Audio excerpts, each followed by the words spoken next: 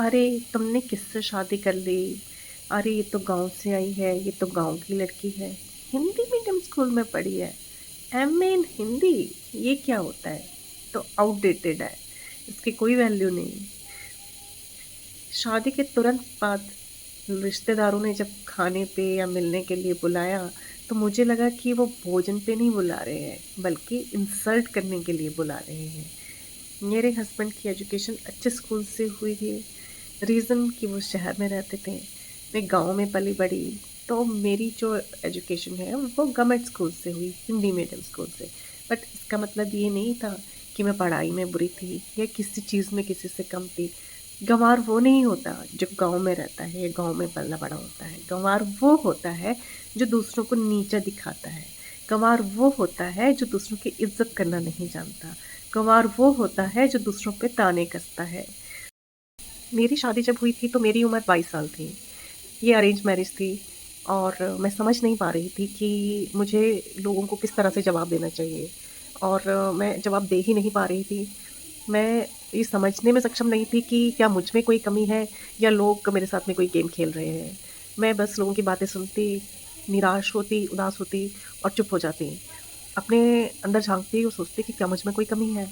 अपने आप को प्रूव करने के लिए अपने आप को प्रूव करने के लिए, अपने आप को अच्छा महसूस कराने के लिए मैंने वो सारे काम किए जिससे कि मैं लोगों को खुश कर सकूँ।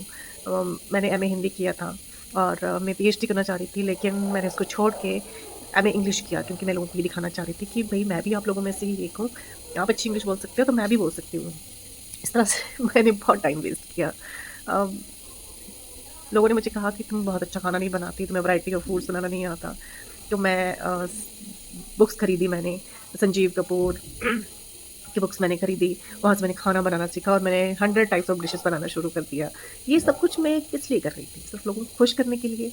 जब आप यंग होते हो और एक नए परिवार में आते हो और वहाँ पे अगर आपको वेलकम करने की जगह या आपको वहाँ पे एडजस्ट करवाने की जगह, वहाँ पे आपको इस तरह से परेशान किया जाए, तो वो इंसान कैसा महसूस करता है? वो अ, या तो निराश होके, परेशान होके वहाँ से ऑफ़ कोर्स निकल जाएगा या फिर अपनी जगह बनाने के लिए हर वो काम करेगा जिससे कि वो सामने वाले को खुश कर सके।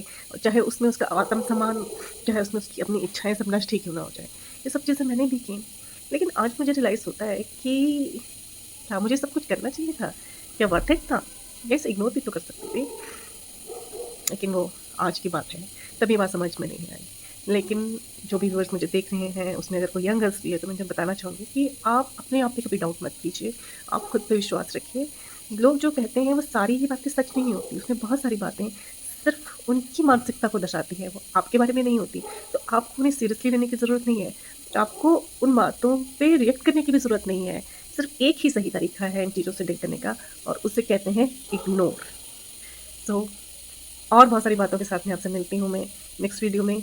तब तक आप एक चीज़ का ध्यान रखिएगा कि जो चीज़ आपके काम की नहीं, उसे कीजिए इग्नोर। बाय।